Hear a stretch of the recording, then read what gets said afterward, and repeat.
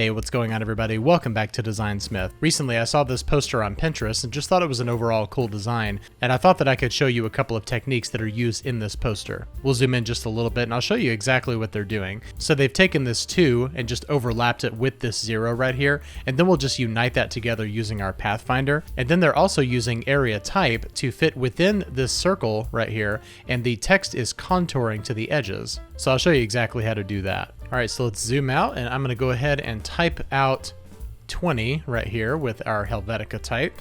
And the first thing we wanna do here is create outline. So we're gonna do Shift Command O or Shift Control O if you're on Windows.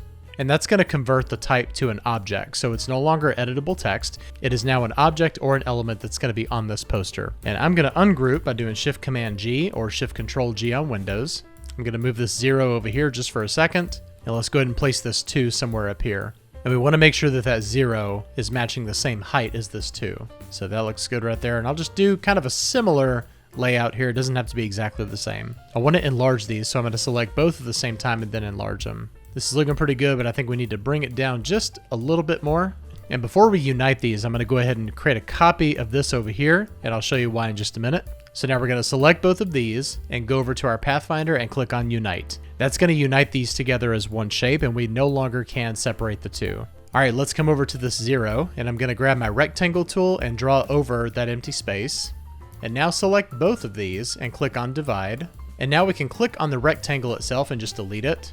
And we can click on the rectangle and the outer circle right here and just click on Unite. And now we can use our direct selection tool to bring this over here. So this is giving us this shape to work with for the area type tool. So by default over here, this will just show the type tool. So let's click and hold it down and click on area type tool. And we're gonna click over here where it says anchor. And I'm gonna go ahead and type what this says over here. All right, so now that we actually have our type on the inside here, let's go ahead and make some changes to this. So we're gonna click on center for the alignment. And I'm gonna go over here to my paragraph panel and uncheck hyphenate, set my kerning to optical, and then we'll just increase the font size until we get something that's kind of similar to this. All right, so now this shape is still part of this O, so we need to ungroup these.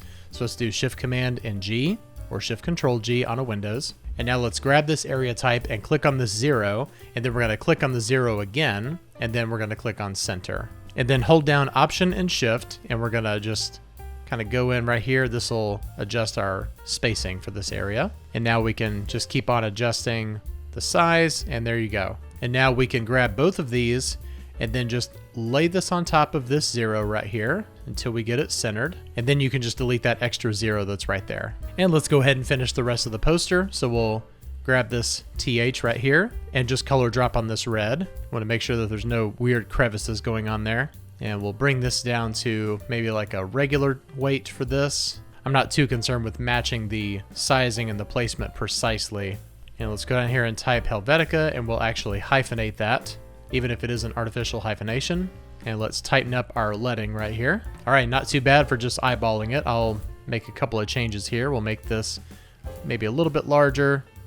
Adjust this over here. Want to zoom in and make sure that there's no crevices in either one of these spaces. May need to enlarge it just a little bit more.